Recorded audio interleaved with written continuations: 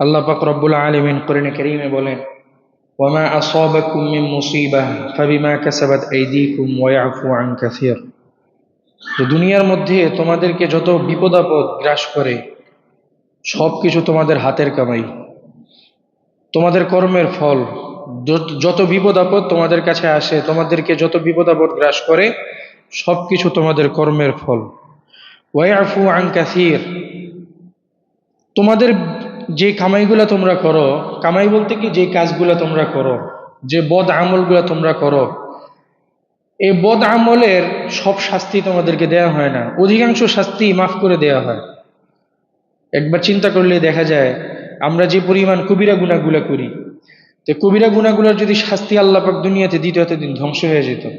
তো কিছু কিছু গুনাহের শাস্তি আমাদেরকে দেয় আর অধিকাংশই মাফ করে দেয়। 21 নম্বর পারার মধ্যে আল্লাহ পাক বলেন, যহরাল ফাসাদু ফিল বাররি ওয়াল বাহরি বিমা কাসাবাত আইদিন নাস। জলস্থলে যত গজব আসে, যত আযাব আসে, যত বিপদ আপদ আসে সব কিছু মানুষের হাতের কামাই। সবকিছু কার হাতের কামাই? মানুষের হাতের কামাই। তা আমরা সাধারণত যে আযাবগুলোর সম্মুখীন হই, গজবগুলোর সম্মুখীন হই, এগুলো আমাদের হাতের কামাই। এই ভূমিকম্প, ভূমিধস, যাই কিছু হোক, সিঙ্ক হোল বর্তমানে বিশ্বের মধ্যে অন্যতম একটা ভয়াবহ আযাব চলতেছে। সিঙ্ক হোল হঠাৎ করে অনেক বড় একটা জায়গা মাটির নিচে ডুবে যেতেছে। হঠাৎ করে দেখা যায় একদম ভূমিধস হইতেছে, নিচে মাটির নিচে অনেক জায়গা ফাঁকা হয়ে মানুষ ডুবে যেতেছে। তো এই সব বিপদ আপদ আসে মানুষের হাতের কামাইয়ের জন্য, মানুষ যে গুনাহ করে গুনাহগুলোর জন্য। তো এই গুনাহ নিয়ে আল্লাহ পাক রব্বুল আলামিন লম্বা চূড়া আলোচনা করেছেন কোরআনের মধ্যে, বারবার সতর্ক করেছেন। তিরমিজি শরীফের 2211 নম্বর হাদিস আল্লাহ রাসূল সাল্লাল্লাহু আলাইহি ওয়াসাল্লাম 15টা গুনাহের কথা বলছেন। কয়টা গুনার কথা? 15টা গুনার কথা। এই গুনাহগুলার বর্ণনা করার পরে পরে কিছু আযাব গজবের কথাও আল্লাহ রাসূল বর্ণনা করছেন। 15টা গুনাহগুলার মধ্যে আল্লাহ রাসূল সাল্লাল্লাহু আলাইহি ওয়াসাল্লাম বলেন, 1 নাম্বার, ইযা তুখিযাল ফাইউ দুআলা। 1 নাম্বার গুনাহ, সমাজের মধ্যে যখন দেখবা যুদ্ধলব্ধ সম্পদ, মানুষদের যে যুদ্ধলব্ধ সম্পদগুলা, সেই যুদ্ধলব্ধ সম্পদ নিজেদের লুটের মাল হিসেবে মনে করা হবে। এখন তো আর যুদ্ধ ইসলামের রীতিনীতিতে আগের মতো হয় না। ইসলামের রীতিনীতিতে আগের যুদ্ধের সিস্টেমটা ছিল, 2 দল যুদ্ধ করার পরে মুসলিমরা যদি জিতে তাহলে ওই দলের যত সম্পদ আছে সব বাজেয়াপ্ত করবে মুসলিমরা। আমার কথা বুঝতেছেন? ধরেন কাফেরদের সাথে যুদ্ধ হয়েছে, জিহাদ হয়েছে, জিহাদ হওয়ার পরে তো মুসলিমরা যদি জিতে তাহলে কাফেরদের যত সম্পদ আছে সব সম্পদ কাদের? মুসলমানদের। পরে এই সম্পদগুলা নিজেরা বন্টন করে নিত। হ্যাঁ, কিছু ভাগ আছে আল্লাহ ও তার রাসূলের জন্য, কিছু ভাগ আছে, ভাগগুলা রেখে পরে নিজেদের মধ্যে বন্টন করা হয়েছে। যা কিছু আছে, ঘোড়া হোক, তারপরে উট হোক, যত সম্পদ আছে। তো আল্লাহ রাসূল বলতেছে, ইদাত্তুখিযাল ফাইউ দুআলা, যুদ্ধলব্ধ সম্পদকে যখন নিজের সম্পদ মনে করা হবে, লুটের মাল মনে করা হবে। এখন তো আর এটা নাই, কিন্তু আল্লাহ রাসূল বলে গেছেন যখন যুদ্ধ হবে, মুমিনরা যখন একটা জিনিস বিজয় করবে, একটা জায়গা বিজয় করবে, ওই দেশ থেকে সম্পদ পাবে, শাসক তখন পুরো সম্পদটা রেখে দিবে, তাদেরকে আর দিবে না। 2 নাম্বার গুনাহ, ওয়াল আমানাতু মাগনামা, আমানতকে গনিমতের মাল মনে করা হবে। আমানতকে গনিমতের মাল মনে করা হবে। গনিমতের মাল যেরকম নিজের ইচ্ছা মতো ব্যবহার করা যায়, আমানতের মালকে এরকম মনে করা হবে। আল্লাহ রাসূল সাল্লাল্লাহু আলাইহি ওয়াসাল্লাম এই আমানতের ব্যাপারে অনেক বেশি গুরুত্ব দিয়েছেন। আল্লাহ পাক কোরআনে কারীমে সূরা নিসার মধ্যে বলেন, ইন্নাল্লাহা ইয়া'মুরুকুম আন তু'আদ্দুল আমানাতি ইলা আহলিহা। ও মানুষগণ, আল্লাহ পাক রব্বুল আলামিন তোমাদেরকে আমানত আদায় করার আদেশ করেছেন।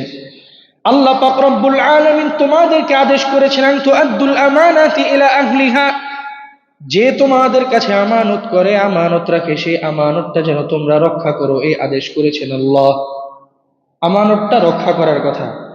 হাদিসের মধ্যে আল্লাহর হাবিব সাল্লাল্লাহু আলাইহি ওয়াসাল্লাম বলেন, আদ্দিল আমানাতা ইলা মান তুমিনাক, যে ব্যক্তি তোমার সাথে আমানতের হেফাজত করে, যাকে তুমি কোনো আমানত দিলা ওই আমানতটা যে ব্যক্তি হেফাজত করে তার সাথে তুমি আমানতের খেয়ানত করো না। অর্থাৎ আপনি দেখলেন একজন আপনার সাথে আমানতের খেয়ানত করে না, খুব সুন্দর আমানত রক্ষা করে, তার সাথে আল্লাহ পাক আল্লাহ রাসূল সাল্লাল্লাহু আলাইহি ওয়াসাল্লাম বললেন আমানতের খেয়ানত করো না। এরপরে বলতেছে ওয়ালা তাখুন মান খানাক, যে তোমার সাথে আমানত নিয়ে খেয়ানত করে তার সাথেও খেয়ানত করো না। অর্থাৎ আমার টাকা মেরে দিছে, আমিও আর টাকা মেরে দিলাম, সে আমার খেয়ানত করছে, আমিও তার খেয়ানত করলাম। আল্লাহ রাসূল এটা নিষেধ করছে। অনেক ভাই আছে না ঋণ নিয়ে ঋণ পরিশোধ করতে চায় না, আছে না নাই? কম না বেশি? হাদিসের মধ্যে আল্লাহ রাসূল বলেন মান আখাযা আমওয়ালান নাস, কোন ব্যক্তি যদি কারো কাছ থেকে কোনো সম্পদ নেয়, ঋণ নেয়, ইউরিদু আদাআহা, ঋণ নেওয়ার পর মনে মনে নিয়ত করে এই সম্পদটা আমি পরিশোধ করে দিব, মনে মনে নিয়ত করে রাখছে যে ঋণটা নিতেছে ইনশাআল্লাহ যত কষ্টই হোক আমি পরিশোধ করে দিব, আদাল্লাহু আনহু, যদি নিয়ত থাকে ঋণ পরিশোধ করার, আল্লাহ পাক রব্বুল আলামিন স্বয়ং ঋণ পরিশোধ করার জন্য ব্যবস্থা করে দেন। ওয়ামান আখাযা আমওয়ালান নাস ইউরিদু ইতলাফাহা, আর যদি কেউ নিয়ত করে ঋণটা নিলাম কিন্তু আমি দিব না, সময় শেষ হইলে আমি এইখান থেকে চপ্পর মারবো, বাড়িতে চলে যাব, আমার তো ঠিকানা জানে না এই ব্যক্তি, এমন সংখ্যা বরপায় অনেক বেশি ছিল। অনেক, যে দোকান থেকে ঋণ করছে, অনেক টাকা ঋণ হয়ে গেছে, হুট করে পালায় চলে গেছে। অনেক জায়গায় এরকম খোঁজ পাওয়া যায়। বাড়ি ভাড়া অনেকগুলা জমছে, কিছু জিনিসপত্রগুলো নিয়ে সব ভাইগা চলে গেছে। তো আগের থেকে যদি এরকম নিয়ত করে, আল্লাহ রাসূল বলতেছে ওয়ামান আখাযা আমওয়ালান নাস ইউরিদু ইতলাফাহা, আর যদি কোনো ব্যক্তি ঋণ নেওয়ার পর নিয়ত করে আমি ঋণটার পরিশোধ করব না, আমি এই ঋণটার পরিশোধ করব না, আল্লাহর হাবিব বলেন আতলাফাহাল্লাহু আনহু, আল্লাহ পাক রব্বুল আলামিন স্বয়ং ওই বান্দার সম্পদগুলো ধ্বংস করে দেন। নাউজুবিল্লাহ বলেন। যে ঋণ নেয় ইচ্ছাকৃতভাবে ঋণ পরিশোধ করে না, আল্লাহ পাক রব্বুল আলামিন তার সম্পদগুলো ধ্বংস করে দেন। এই জন্য ঋণের গুরুত্ব অনেক বেশি। ঋণ যখন নিব ঋণগুলো পরিশোধ করার চেষ্টা করবো ইনশাআল্লাহ। আল্লাহ পাক কোরআনে কারীমের সূরা মাআরিজের মধ্যে বলেন ওয়াল্লাযীনা হুম লিআমানাতিহিম ওয়া আহদিহিম রাউন, যারা আমানতের হেফাজত করে, খেয়াল করেন, ওয়া আহদিহিম রাউন, ওয়াদা রক্ষা করে, তাদের সম্পর্কে আল্লাহ পাক রব্বুল আলামিন কোরআনে কারীমে বলেন উলাইকা ফি জান্নাতিম মুকরামুন, কিয়ামতের ময়দানে আল্লাহ পাক রব্বুল আলামিন তাদেরকে সম্মানের সাথে জান্নাতের মেহমান বানিয়ে দিবে। তা আমানতের গুরুত্ব কম না বেশি? জোরে বলেন না, কম না বেশি? তো অনেক সময় দেখা যায় কিছু ধনী আল্লাহর বান্দা আছেন, ঋণ নেয়, ঋণ নেওয়ার পরে পরিশোধ করার নিয়ত থাকে কিন্তু গড়িমসি করে। দুনিয়ার সবকিছু চলতেছে, সবকিছু চলতেছে, সন্তানের লেখাপড়ার খরচ সবকিছু চলতেছে, হ্যাঁ, খাওয়া দাওয়া মোটামুটি ভালো চলতেছে, কিন্তু ঋণ পরিশোধ করার বেলায় আল্লাহর বান্দার কোনো গুরুত্ব নেই। এমন আল্লাহর বান্দা আছে না? এই ব্যাপারে আল্লাহ রাসূল সাল্লাল্লাহু আলাইহি ওয়াসাল্লাম বুখারীর হাদিসের মধ্যে বলেন মাতলুল গনি যুলমুন, ধনী ব্যক্তি যদি ঋণ দেওয়ার ব্যাপারে গড়িমসি করে, এটা কিয়ামতের ময়দানে আল্লাহ পাক রব্বুল আলামিন ওই ধনী ব্যক্তিকে জালেম হিসেবে কিয়ামতের ময়দানে বিচারের কাঠগড়ায় করাবেন।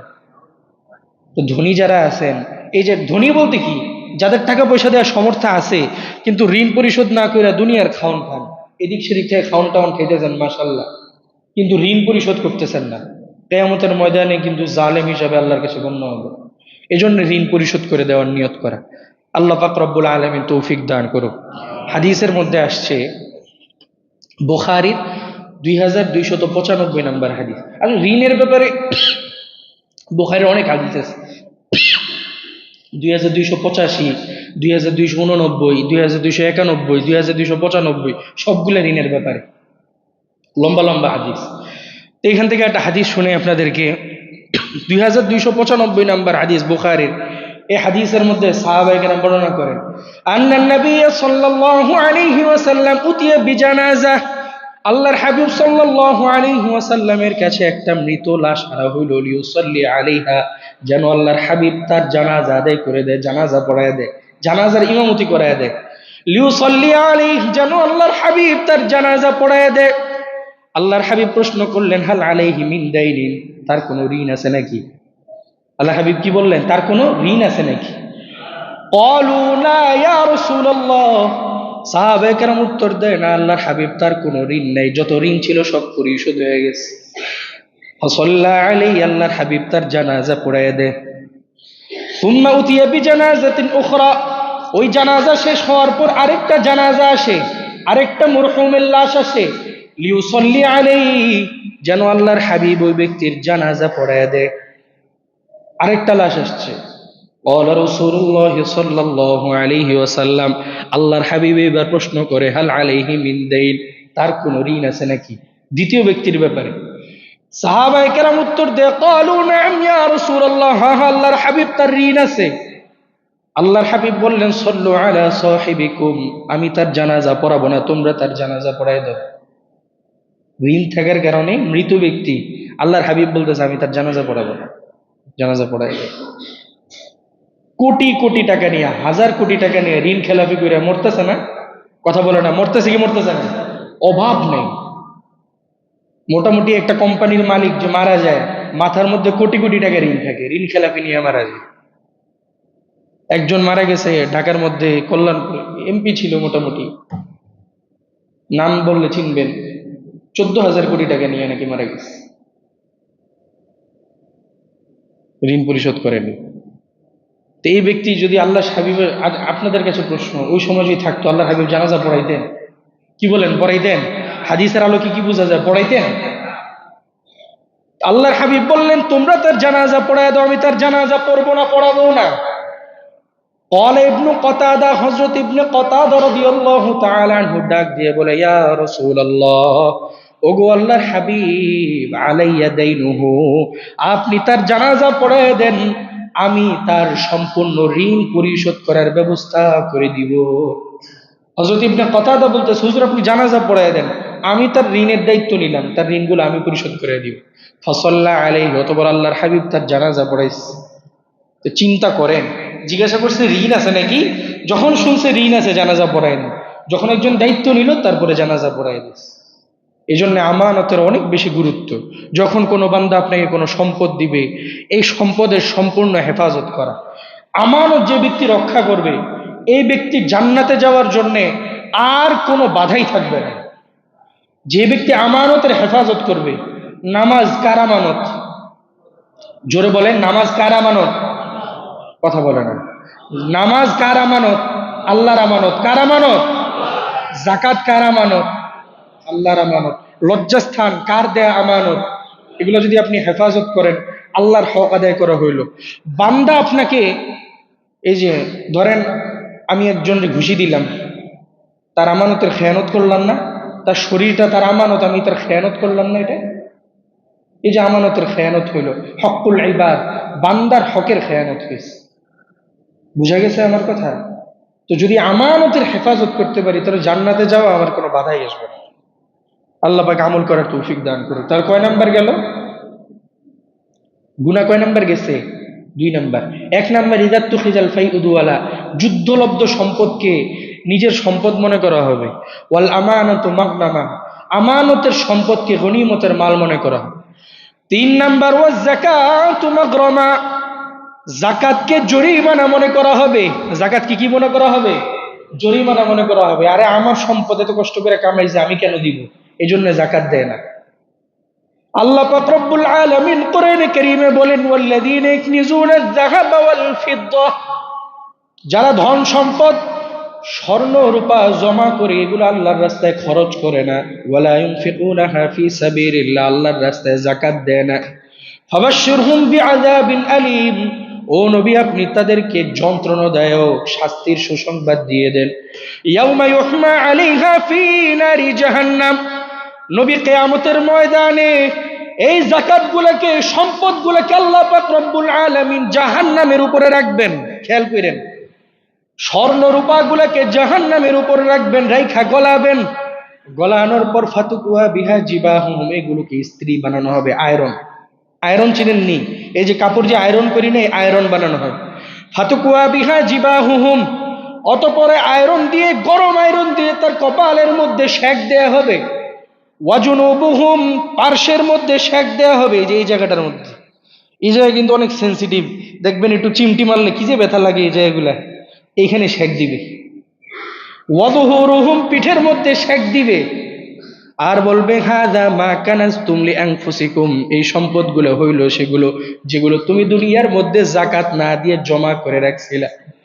হাদিসের মধ্যে আল্লাহর হাবিব বলেন, মান আতাহুল্লাহু মালা, যাকে আল্লাহ পাক রব্বুল আলামিন সম্পদ দিয়েছেন, ফালাম ইউআদ্দি যাকাতাহু, ওই সম্পদের যাকাত সে ব্যক্তি আদায় করে নাই, মুসিরা লাহু ইয়াউমাল কিয়ামাতি শুজাআন আকরা, কিয়ামতের ময়দানে সম্পদটাকে আল্লাহ পাক রব্বুল আলামিন একটা সাপ বানাবেন। সাপ বানানোর পর লাহু যাবিবাতান ইউতাওয়াকুহু ইয়াউমাল কিয়ামাহ সুম্মা ইয়াখুযু বিলিহজিমাতাইহি ইয়ানি শিরকাইহি। আল্লাহর হাবিব সাল্লাল্লাহু আলাইহি ওয়াসাল্লাম বলেন, ওই সাপটা তখন গলার মধ্যে পেঁচাবে, পেঁচানোর পর সাপের দুই জায়গায় দুইটা চোয়ালের মধ্যে বড় বড় দুইটা দাঁত থাকবে, ওই বান্দার এই চোয়ালগুলার মধ্যে সাপ কামড় মেরে ধরবে, আর ডাক দিয়ে বলবে, আনা কাংজুকা আনা মালুক, আমি তোমার দুনিয়ার মধ্যে থাকা সঞ্চিত সম্পদ আর তোমার মাল, যেগুলা যাকাত দেও নেই। এইভাবে শাস্তি দেওয়া হয়। সহ্য করা যাবে? কথা বলে না, সহ্য করা যাবে? এক রাসেল ভাইপার নাম শুই না সব মানুষের ঘুম শেষ, এখন পর্যন্ত আসেই নাই, সব মানুষের ঘুম শেষ। আপনাদের একজন সেদিন রাত ফোন দিয়েছে, গত শুক্রবারে, হ্যাঁ ফোন দিয়েছে, অনেক মানে মোটামুটি নামি দামি একজন আপনাদের বরকার, বলতেছে রাতের বেলা স্বপ্ন দেখে নেই, খালি সারা রাত রাসেল ভাইপার নিয়ে চিন্তা করছে, এমন জ্বর আসছে এখন ঘুমাইতে পারে না, বিছনা থেকে উঠতে পারে না, আইসে একটু ফু দিয়ে যান, পানি ভরা দিয়ে যান। এক রাসেল ভাইপার নাম শুনে এই অবস্থা, হ্যাঁ? আর এগুলার কামড় সহ্য করা যাবে? বলে না, সহ্য করা যাবে? এই জন্য যাদের যাকাত ফরজ হয়েছে, মেহরবানি করে যাকাতগুলো আদায় করে দেন। তাহলে গেল কয় নাম্বার? 3 নাম্বার।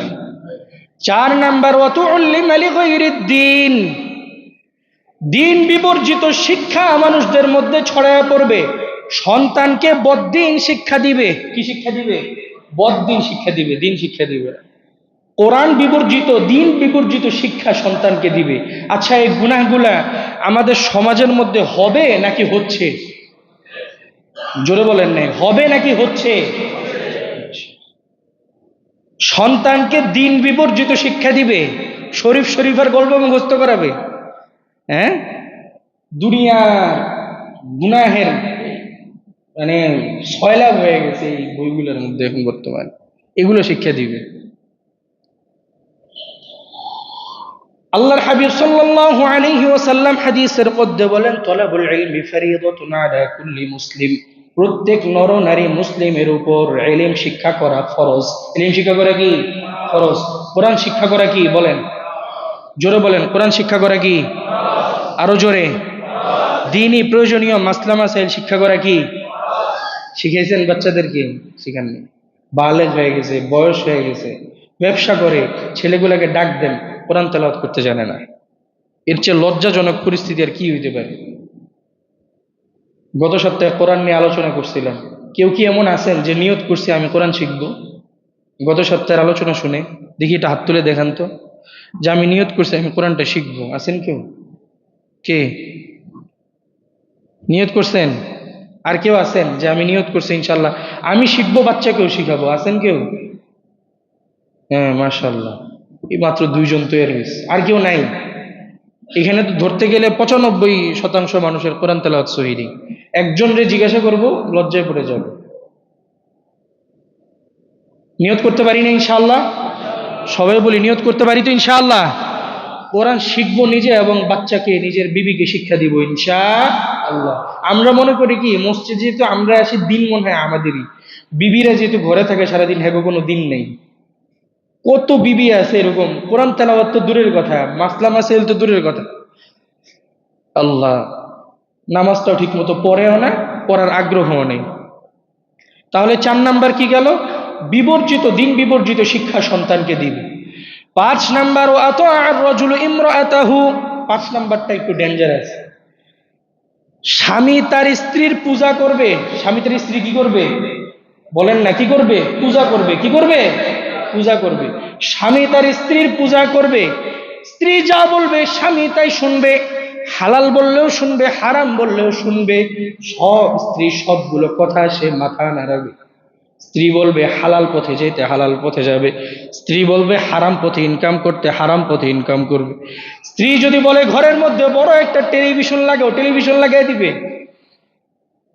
স্ত্রী সময় কাটা না, বিরাট একটা টেলিভিশন ঘরের মধ্যে দরকার, বাস কথা শুনে লাগাই দিস। 6 নাম্বার ওয়াআত্তা উম্মুহু, নিজের মাকে দূর দূর করে তাড়ায় দিবে, মায়ের আনুগত্য করবে না, মায়ের কথা শুনবে না। 7 নাম্বার ওয়াআদনা সাদিকাহু, বন্ধুর সাথে মিশবে। 8 নাম্বার ওয়াআকসা আবাহু, বাবাকে দূরে ঠেলে দিবে। আল্লাহ রাসূল সাল্লাল্লাহু আলাইহি ওয়াসাল্লামের কথাগুলো কি মিলতেছে না মিলতেছে না? বন্ধুকে যে গুরুত্বটা দেয়, নিজের বাবাকে সন্তানরা গুরুত্বটা দেয়, বলে না দেয়? আপনি ফেসবুকে বা মেসেঞ্জারে যখন এদের সাথে কথা বলে বা এদের সাথে যখন গেম খেলে একসাথে বসে, আপনি যদি একটা কথা বলতে চান, মাশাআল্লাহ, ধমক 2-3টা ফ্রি, ধমক 2-3টা ফ্রি। এদের মানে কোনো কথাই বলা যাবে না, বা সোজা কথা, সে এখন ব্যস্ত আছে। এগুলো নষ্ট করার পিছনে সম্পূর্ণ দায়ী হলো বাবা মারা।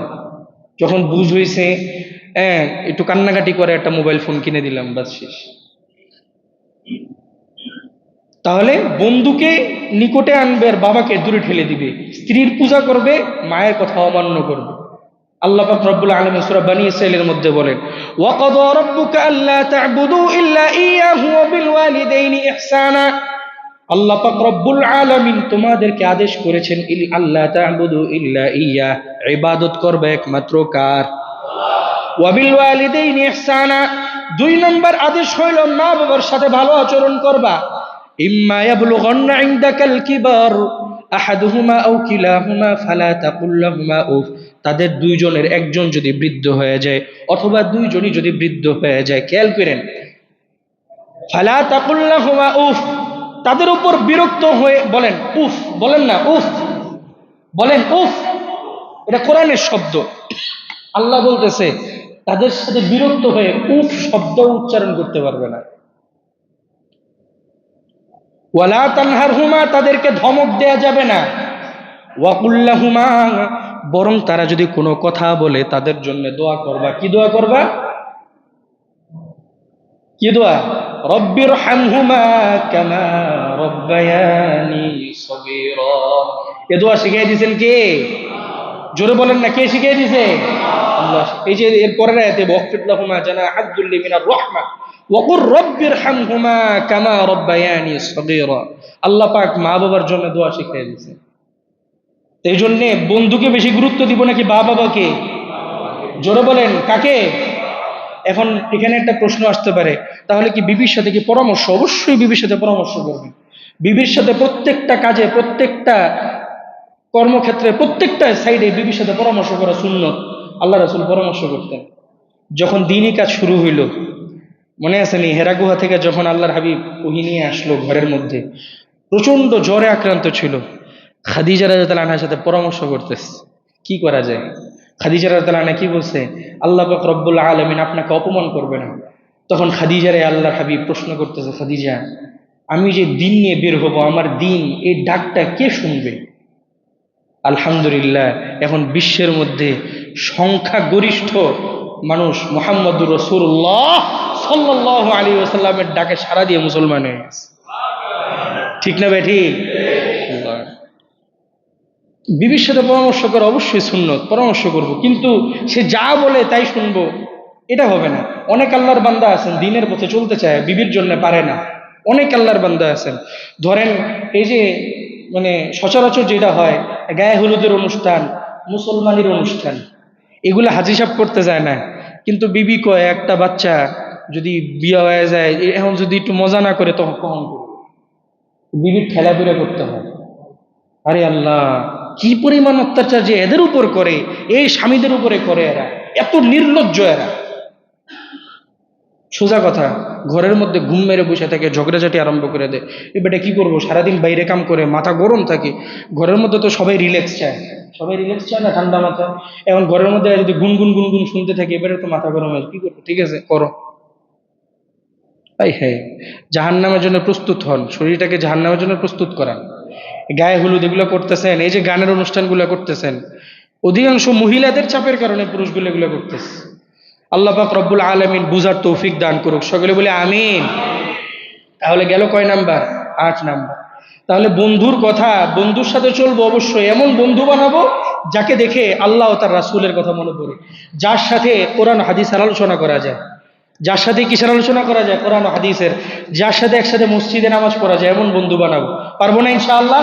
19 নম্বর পারার প্রথম পৃষ্ঠার মধ্যে আল্লাহ বলেন, ওয়ায়াউমা ইয়া'আদ্দু যালিমু আলা ইয়াদিহি, কিয়ামতের ময়দানে জালেমরা নিজের হাত কামড়াবে। ইয়াকুলু ইয়া লাইতানি ইত্তাখাযতু মা'আর রাসূলি সাবিলা, আহারে আহারে, আমি যদি আমার রাসূলকে নিজের পথ প্রদর্শক বানাইতাম, আমি যদি আমার সম্পর্কটা রাসূলের সাথে করতাম। এরপরে আল্লাহ বলেন, ইয়া ওয়াইলাতা, হায় আফসোস, হায় আমার পুরা কপাল, লাইতানি লাম আত্তাখিয ফুলানান খলিলা, অমুককে যদি আমি আমার বন্ধু হিসেবে দুনিয়ার মধ্যে গ্রহণ না করতাম, কত ভালো হতো। বন্ধুর কারণে অনেক আল্লাহর বান্দা নামাজ পড়তেও আসে না, আসে না নাই? আসে না নাই? বন্ধুর জন্য মাথায় টুপি দিতে পারে না, শরম করে বন্ধু খোঁচা দেয়, আসে না নাই? আছে, অভাব নেই। এই জন্যে বন্ধুর কারণে অনেক সময় দিল থেকে বিচ্যুত হয়ে যায়। এরা কিয়ামতের দিন নিজের হাত কামড়ে কামড়ে ছিঁড়বে, প্রস্তুত হন। তাহলে 8 নাম্বার, বাবাকে দূরে ঠেলে দিবে। 9 নাম্বার, ওয়াসাদাল কবিলাতু ফাসিকুহুম, গোত্রের নেতা হবে সবচাইতে নিকৃষ্ট ফাসিক, গোত্রের নেতা হবে গুনাহগার। ওয়া কানা যাঈমুল কওমি আরযালুহুম, কয়েকটা গোত্র মিলে যে এলাকাটা হয়, যে গোত্রটা হয়, সেই গোত্রের নেতাও হবে ফাসিক, পাপাচার। মানে প্রথমটা হইল একটা গোত্রের যে নেতা তিনিও ফাসিক হবে, কয়েকটা গোত্র মিলে যে নেতা হয় তারাও কি হবে? ফাসিক, গুনাহগার হবে। কয় নাম্বার গেল? 9 নাম্বার না, 10 নাম্বার গেছে। একটা গোত্রের যে নেতা হবে সে কি হবে? ফাসিক। 10 নাম্বার হইল অনেকগুলা গোত্রের যে নেতা হবে সেও কি হবে? ফাসিক। কি করি, ঘুমাইতেছেন? আচ্ছা গুনেন। 1 নাম্বার, ইদাত তুফিদাল ফাই উদুয়ালা, খেয়াল করেন, যুদ্ধলব্ধ সম্পদকে নিজের মানে মাল মনে করা হবে।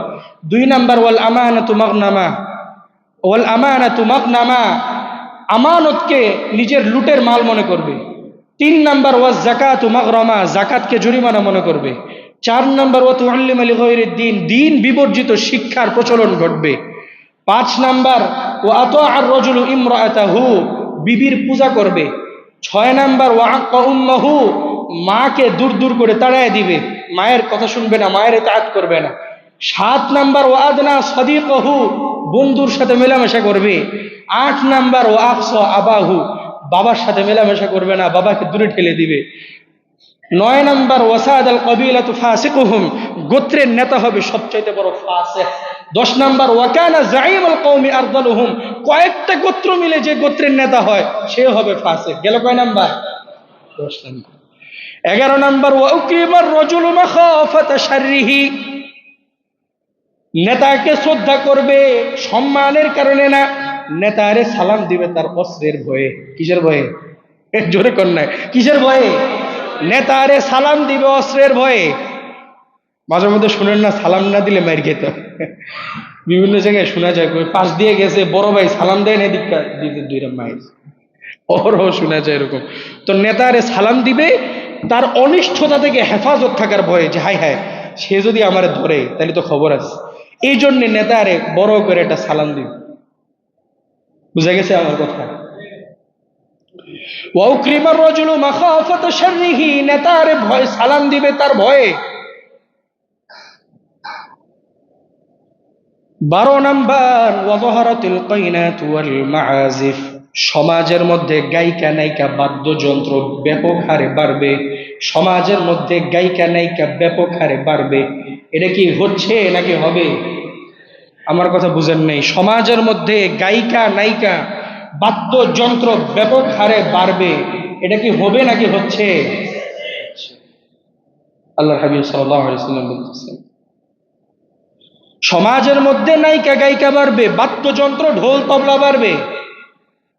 আবার এইগুলোকে হালাল করার জন্য মুসলিম শরীফ, বুখারী শরীফ থেকে আবার দলিল দিবে। এমন বহু আছে মুসলিম শরীফ, বুখারী শরীফ থেকে গান হালাল করার জন্য দলিল দেয়। বাউল যারা আছে মাশাল্লাহ, এমন বহু মাওলানা আছে দেখবেন স্টেজের মধ্যে ঢোলের তবলায় জোরে জোরে বাড়ি দেয়, আর এরা আর মানে কোরআন হাদিস থেকে সাফাই গায় কানের পক্ষে। নাউজুবিল্লাহ বলেন না।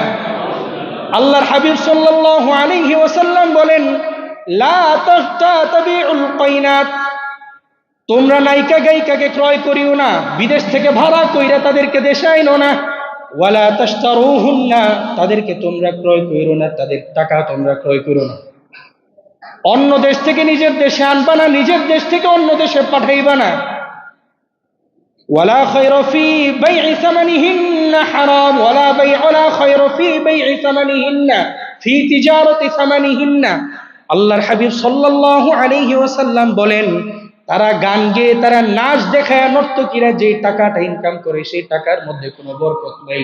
ওয়াসামানুহুন্না হারাম, তারা যে ইনকামটা করে সেই ইনকামটা হালাল না হারাম? জোরে বলেন, হালাল না হারাম? সেই টাকা যদি তার বাবা খায় সেই বাবা হারাম খাইলো, যদি মা খায় সেই মা হারাম খাইলো, নিজেও খাইলে সেই টাকা সে হারাম খাইলো, হারাম ইনকাম করলো। আল্লাহর হাবিব সাল্লাল্লাহু আলাইহি ওয়াসাল্লাম বলেন, ওয়ালা তুআল্লিমুহুন্না, নিজের সন্তানদেরকে তোমরা গান শিক্ষা দিও না। সন্তানদেরকে কি শিক্ষা দিও না? গান শিক্ষা দিও না। আমাদের দেশের মধ্যে গান শিক্ষা হয় না? বলে না, বাচ্চাদেরকে গান শিক্ষা দেয় না? সব জায়গায় দিতেছে, গান শিক্ষা দিতেছে। তো গান শিক্ষা দিতে নিষেধ করছেন কে? স্বয়ং বলেন না, কে কে নিষেধ করছে? মুহাম্মদ রাসূলুল্লাহ সাল্লাল্লাহু আলাইহি ওয়াসাল্লাম। এই যে বলতেছে, ওয়ালা তুআল্লিমুহুন্না, তাদেরকে গান শিক্ষা দিও না। আল্লাহ পাক রব্বুল আলামিন বাঁচার তৌফিক দান করুন। 13 নাম্বার, ওয়াশরিবাতিল খমর, মদের জয় জয়কার হবে, চারিদিকে মানুষ মদ পান করবে, মদ পান করবে চারিদিকে। হাদিসের মধ্যে আসছে, আল্লাহর হাবিব সাল্লাল্লাহু আলাইহি ওয়াসাল্লাম বলেন, লা ইয়াশরাবান্না নাসুম মিন উম্মতি আল খামর, আমার উম্মতের মধ্যে একটা দল বের হবে যারা মদ পান করবে। ইউসাম্মুনাহা বিগাইরি ইসমিহা, মদ পান করবে অন্য নাম দিয়ে। মদ পান করবে মদের নাম দিয়ে না, অন্য নাম দিয়ে পান করবে। বিয়ার, হ্যাঁ আছে না, ইয়াবা, ফেন্সিডি, এগুলো সব, হ্যাঁ কি ডাইল। আর যাই হোক, আর বর্তমানে আরো কত বেরিতেছে। ওই যে কোকা কোলা এখন আবার নিষিদ্ধ হইতেছে না, কিছু আল্লাহর বান্দা আবার কেরুর দাওয়াত দিতেছে, তো এটা নাকি দেশি পণ্য। নাউজুবিল্লাহ বলে না কেন? আবার দেশীয় পণ্য খেতে যায় উল্টা পাল্টা, আবার খেয়েন না। তো আল্লাহর হাবিব বলতেছে, লা ইয়াশরাবান্না নাসুম মিন উম্মতি আল খামর, আমার উম্মতের মধ্যে একটা দল বের হবে যারা মদ পান করবে। ইউসাম্মুনাহা বিগাইরি ইসমিহা, মদের নামটা অন্য নাম দিয়ে তারা পান করবে। তাহলে হালাল হবে নাকি? হালাল হবে নাকি হারাম হবে? হারাম হবে, কোনো সন্দেহ নেই। এরপর আল্লাহর হাবিব সাল্লাল্লাহু আলাইহি ওয়াসাল্লাম বলেন, ওয়ায়ুযাফু আলা রুউসিহিম বিল কাইনাতি ওয়াল মুগান্নিয়াত, সারা রাত গায়িকা নায়িকার ঢোলের তবলায় নর্তকীর নাচের দিকে তাকাইয়া তার রাত কাটবে। নাউজুবিল্লাহ বলেন না। আমাদের বর্তমানে মুসলমানদের বিয়েটা হয় শুক্রবারে, আর গায়ে হলুদের রাতটা হয় কি বারে? বৃহস্পতিবার রাতের বেলা, জুমা রাত, একদম বরকতের রাত। এই সময় মাশাআল্লাহ আমরা সব বরকতময় কাম করি। কি কোন? হ্যাঁ, মদ পান করি মাশাআল্লাহ। এখন বিয়ে এখন দেখাই যায় না, মদ পান করা ছাড়া বিয়ে দেখা যায় না। এখন তো মাশাআল্লাহ ওই নর্তকী টর্তকী লাগে না, এখন বিরাট বক্স আছে, অল্প টাকার মধ্যে ভাড়া করে। আল্লাহ রাসূলের জামানে এগুলো থাকতে আল্লাহর হাবিব তাআলা এটার কথাই বলতেন হাদিসে। মূল কথা হলো গান বাজানো। মূল কথা কি? গান বাজানো। গায়িকা দিয়ে এসে আপনি গান গাওয়াইতেন, এখন গায়িকার ভাড়া বেশি লাগে, কারণ আপনি 5,000 টাকা 1,000 টাকার কাম সারতেছেন, 1,000 টাকার 5,000 টাকার কাম সারতেছেন, তো আপনি এটাই তো আপনার ফায়দা, এটা নিয়ে আসতেছেন, আপনি গান বাজাইতেছেন। আল্লাহ আল্লাহ বুঝার তৌফিক দান করুক। এদের ব্যাপারে আল্লাহ হাবিব সাল্লাল্লাহু আলাইহি ওয়াসাল্লাম কি বলেন দেখেন, ইয়াখসাফুল্লাহু বিহিমুল আরদ, আল্লাহ পাক রব্বুল আলামিন কিয়ামতের ময়দানে যখন তারা হাসরের ময়দানে দাঁড়াবে, তখন তাদেরকে আছাড় দিয়ে জমিনের সাথে লাগাই দিবে। আছাড় দিয়ে জমিনের সাথে লাগাই দেবে। নাউজুবিল্লাহ বলেন না। শেষ হয়নি। ওয়ায়াজআলুহুমুল কিরাদাতা ওয়াল খানাজির, কিয়ামতের ময়দানে এই সমস্ত বান্দাদেরকে শূকর আর বানর বানাইয়া হাসরের ময়দানে উপস্থিত করে দিবে। হইতে চায় কেউ শূকর আর বানর? কেউ হইতে চায়? তাহলে এগুলো থেকে একটু হেফাজত থেকে, মেহেরবানি করে এগুলো থেকে হেফাজত থেকে। যারা এগুলো করতেছেন প্রত্যেকটা বিয়ের মধ্যে এই কাজগুলো করেন কেন? কিছুদিন পর পর বলি যে আসলে আমি খুব আশঙ্কায় থাকি যে অনেকের তো মাশাআল্লাহ এখন ছেলে মেয়ে মানে এই বিয়ের উপযুক্ত। যখনই শুনি একটা বিয়ের কথা যখন শুনি যে এক জায়গায় প্যান্ডেল হইতেছে, খুব ভয় লাগে যে শুক্রবারে বিয়ে, বৃহস্পতিবারে এ রাতে আকামটা করবো। বৃহস্পতিবার রাত কত আল্লাহর বান্দা আছে রাতের বেলা বসে কোরআন তেলাওয়াত করে, আর আপনি বাজি ফুটান, জোরে জোরে গান বাজান। এই মানুষগুলার বদদোয়া সহ্য করতে পারবেন? এ অসুস্থ মানুষ আছে, ছোট বাচ্চা আছে যারা ঘুমায়, বৃদ্ধ মহিলা আছে যারা নামাজি আছে, কত নামাজি যে ফজরের নামাজে উঠতে হবে। এই যে আপনারা 2টা-3টা পর্যন্ত গান বাজান, এই মানুষগুলোর ঘুমাইতে দেন না, এরা বদদোয়া দেয় না? কথা বলে না কেন? এরা বদদোয়া দেয় না? এদের বদদোয়াগুলো সহ্য করতে পারবেন? সহ্য করা যাবে? এই জন্য সবাই নিয়ত করি ইনশাআল্লাহ মুসলমানি এই খতনার, এগুলো তো জায়েজই নেই, খতনার অনুষ্ঠান করেন আপনারা শখ করে, যে কোনো অনুষ্ঠান করেন, গান বাদ্য বাজাবো না ইনশাল্লাহ, পারবো না ইনশাআল্লাহ, গান বাদ্য ইনশাল্লাহ বাজাবো না।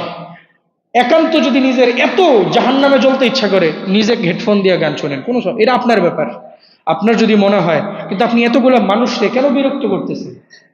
আপনি আপনার মেয়েরে ছেলেরে বিয়ে দিতেছেন, এতগুলো মানুষের বদ্ধ একসাথে জমা করে বিয়ে দিতেছেন, আপনার কি মনে হয় তারা সুখী হবে?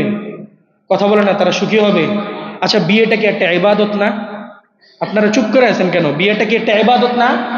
তো ইবাদতের শুরুতে যদি আপনি একটা খারাপ কাজ দিয়ে শুরু করেন ইবাদতটা, এই ইবাদতের মধ্যে আল্লাহ বরকত দিবে? জোরে বলেন, বরকত দিবে? কেন এই কাজগুলো করে? মেহেরবানি করে এগুলো থেকে হেফাজত থাকে। আল্লাহ পাক রব্বুল আলামিন বুঝার তৌফিক দান করে। 14 নাম্বার, ওয়ালানা আখিরু হাযিহিল উম্মতি আউলাহা, শেষ জামানার উম্মত পূর্ববর্তী জামানার আলেমদেরকে গালি দিবে, অভিশাপ দিবে। বলেন না নাউজুবিল্লাহ? শেষ জামানার উম্মত পূর্ববর্তী আলেমদেরকে, পূর্ববর্তী উলামায়েদের কেরামদেরকে গালি দিবে, অভিশাপ দিবে। আবু হানিফারে গালি দেওয়ার মানুষের অভাব আছে এখন? কথা বলে না, অভাব আছে? এই হানাফি মাযহাব নিয়ে কি যে একটা গালাগালি আল্লাহর বান্দাদের মাথার মধ্যে কি একটা ঢুকছে। হানাফি মাযহাব নাকি উনি আলাদা একটা কিতাব সংরক্ষণ করছে। হানাফি মাযহাব, সবাই একটা জিনিস খেয়াল করেন, মূল একটা কথা বলি, হানাফি মাযহাব এটা স্বতন্ত্র কোনো কিতাব না, এটা স্বতন্ত্র কোনো কি না? জোরে বলেন, স্বতন্ত্র কোনো কি না? কিতাব না। কোরআন হাদিসের একটা সুন্দর সংকলনকে হানাফি মাযহাব বলা হয়। বলেন, কোরআন হাদিসের, বলেন না, কোরআন হাদিসের সুন্দর সংকলনকে হানাফি মাযহাব বলা হয়। হানাফি মাযহাব আলাদা কোনো কিতাব না। আমরা যে দাঁড়ায় নামাজ পড়ি, হানাফি মাযহাব অনুসারে তো আমরা নামাজ পড়ি, কি বলেন? আমরা এইভাবেই তো নামাজ পড়ি। হানাফি মাযহাবে আসছে হাত কান পর্যন্ত, আল্লাহ রাসূল কি হাত কান পর্যন্ত উঠায় নেই? হাদিসে আছে না? হাদিস আছে না নাই? লম্বা চূড়া আলোচনা একদিন করবো ইনশাআল্লাহ। আমরা যেভাবে সিজদা দিই, আমরা যেভাবে রুকু করি, এগুলা কি হাদিসের মধ্যে নাই? নাকি আবু হানিফা হাদিসগুলো বানাইছে? এমন ভাবে কথা বলে আবু হানিফা রহমাতুল্লাহ আলাইহি বলে না, তোমাদের আবু হানিফা। অথচ বুখারী হাদিস আল্লাহ রাসূল কি বলে জানেন? লাউ কানাল ঈমানু ইনদা সুরাইয়া, ঈমান যদি সুরাইয়া তারকার কাছে থাকতো, খেয়াল করেন বুখারীর হাদিস, ঈমানটা যদি সুরাইয়া তারকার কাছে থাকতো, লাযাহাবা বিহি রাজুলুম মিন ইবনাই ফারিস, ফারেসের ওই লোকটা ঈমানটা ওই সুরাইয়া তারকা থেকেও নিয়ে আসতো। বলেন না সুবহানাল্লাহ? আমার কথা বুঝতে পারছেন? ঈমানটা যদি সুরাইয়া তারকার কাছে থাকতো, অধিকাংশ মুহাদ্দিস, অধিকাংশ আলেম বলেন আল্লাহ রাসূলের এই হাদিস দ্বারা ইমাম আবু হানিফা রাহমাতুল্লাহ আলাইহিকে উদ্দেশ্য করা হয়েছে। আপনি কোন ক্ষেতের মূলা ভাই? আপনি এত বড় একজন আলেমকে, এত বড় একজন ইমামকে সরাসরি তোহমত দিতেছেন।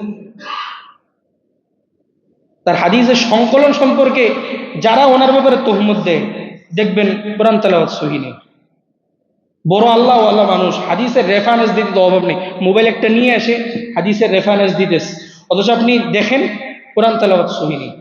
আচ্ছা, আমি যদি আপনাকে বলি যে আমি আপনাদের হাজী নুরুদ্দিন যে স্কুলটা আছে, স্কুলের সবচেয়ে বড় হেডমাস্টার, কারণ আপনি আমারে ক খ একটা বাংলা বই দিলেন, আমি যদি পড়তে না পারি, আপনি এটা বিশ্বাস করবেন আমি যে এখানে প্রফেসর?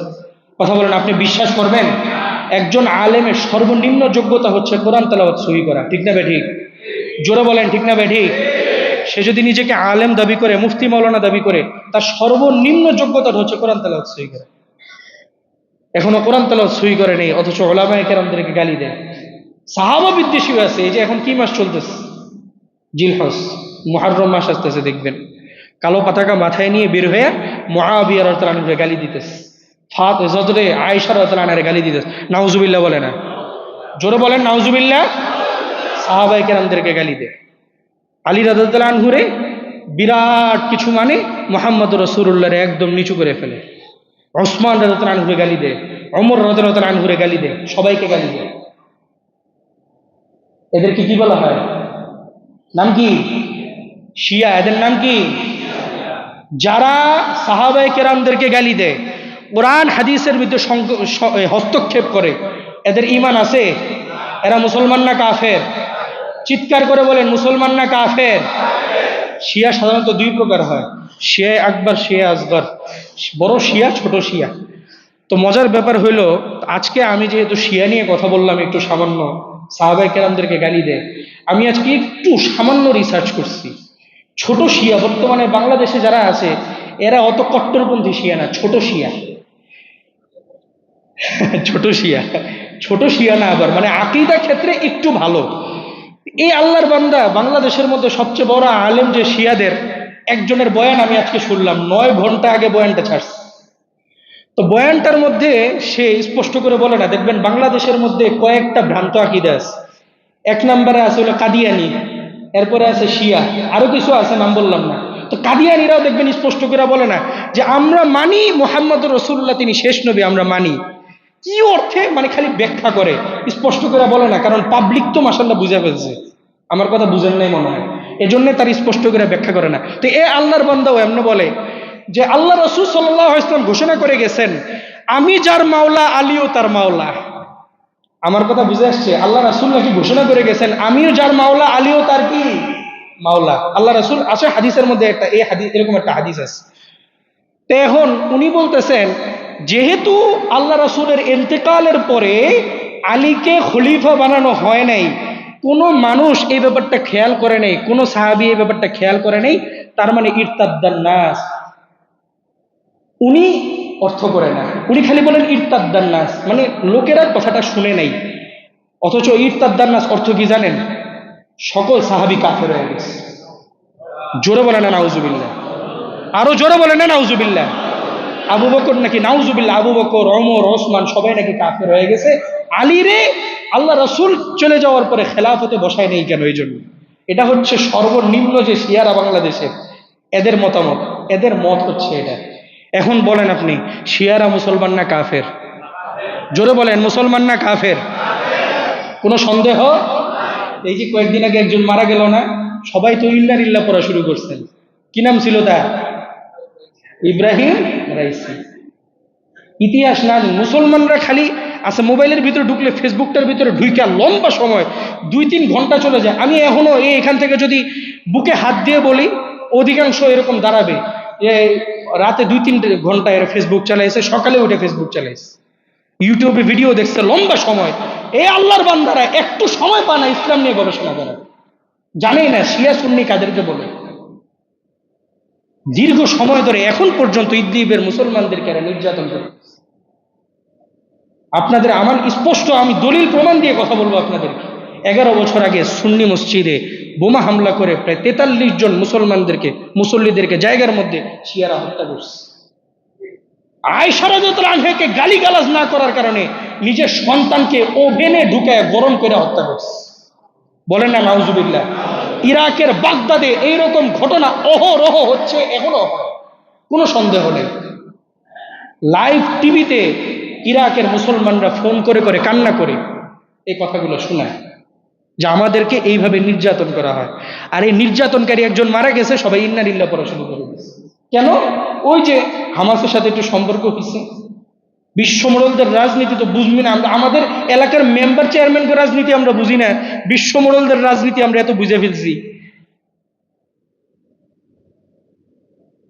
রওজা শরীফ, মুহাম্মদ রাসূলুল্লাহ সাল্লাল্লাহু আলাইহি ওয়াসাল্লাম রওজা শরীফের পাশ দিয়ে যখন এরা যায়, আয়েশা রাদিয়াল্লাহু আনহাকে গালি দেয়, ওমর রাদিয়াল্লাহু আনহুকে গালি দেয়, হযরত আয়েশা রাদিয়াল্লাহু আনহা এদেরকে গালি দেয়।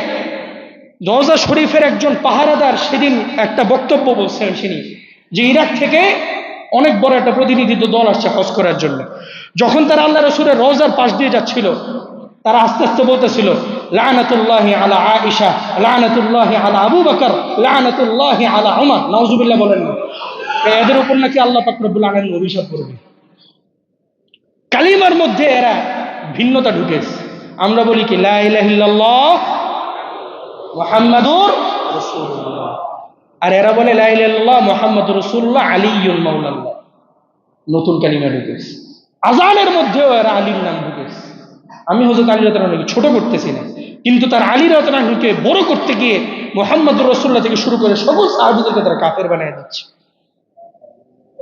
এই জন্যে বোঝা দরকার ভাই, মেহেরবানি করে সব জায়গায় হুজুগ হয়ে না, একটু বুঝে শুনে কাজ করা, এটা হচ্ছে মুসলমানদের কাজ।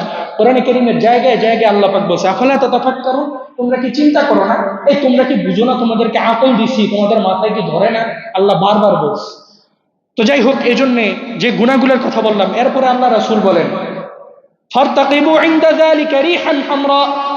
অতঃপর আল্লাহ পাক রব্বুল আলামিন দুনিয়ার মধ্যে কয়েকটা গজব দিবেন। এক নাম্বার রিহান হামরা, গরম বাতাস দিবেন। কি বাতাস দিবেন? গরম বাতাস দিবেন। দুই নাম্বার গজব ওয়াজালজালা, দুনিয়ার মধ্যে খালি ভূমিকম্পের সিরিজ দেখা দিবে। ভূমিকম্প কম হয় না বেশি হয়? ওয়াখসফান, হঠাৎ করে মাটি ধস দেখা দিবে। সিঙ্ক হলে পুরো বিশ্ব এখন বর্তমানে হয়রান হয়ে গেছে, জায়গায় জায়গায় হুট করে মাটি পড়ে যায়, বড় একটা গর্ত হয়ে যায়। পুরো বিশ্বে এখন বর্তমানে এটা নিয়ে হইচই শুরু হয়ে গেছে। চার নাম্বার ওয়ামাসখ, চেহারার বিকৃতি দেখা দিবে, মানুষদের মধ্যে চেহারার বিকৃতি ঘটবে। এরপর আল্লাহ হাবিব বলেন শুধু এগুলো না, ওয়া আয়াতিন তাতাতাবিউ, ওয়া আয়াতিন তাতাবিউ, এই আযাবগুলোর মতো আল্লাহ পাক একটার পর একটার পর একটার পর আযাব দিতে থাকবে। এরপর আল্লাহর হাবিব বলেন কানিযামিল বাল কুতিআ সিলকুহু ফাতাতাবা, একটা তসবিহ কেমনে বুঝাই? তসবিহ আছে কারো কাছে? একটু দেখেন, একটু তারা দেখেন। এই যে তসবিহটা, আমি যদি এই তসবিহটা এইখান থেকে ছিঁড়ে দেই, তাহলে কি একটা পড়বে না সবগুলো একটার পর একটা পড়বে? তা আল্লাহর হাবিব বলতেছেন ছিঁড়ে দেওয়ার পরে মালা থেকে বা তসবিহ থেকে যেরকম একটা একটা করে দানা পড়তে থাকে, এরকম ভাবে একটার পর একটা ফিতনা আসতেই থাকবে, আসতেই থাকবে। আল্লাহ পাক রব্বুল আলামিন সকল ফিতনা থেকে, সকল প্রকার গুনাহ থেকে আমাদেরকে হেফাজত থাকার তৌফিক দান করুক এবং নেককার সাচ্চা মুসলমান হিসেবে আমাদের সকলকে কবুল করুক। সকলে বলি আমিন। ওয়া আখিরু দাওয়ানা আলহামদুলিল্লাহি রাব্বিল আলামিন।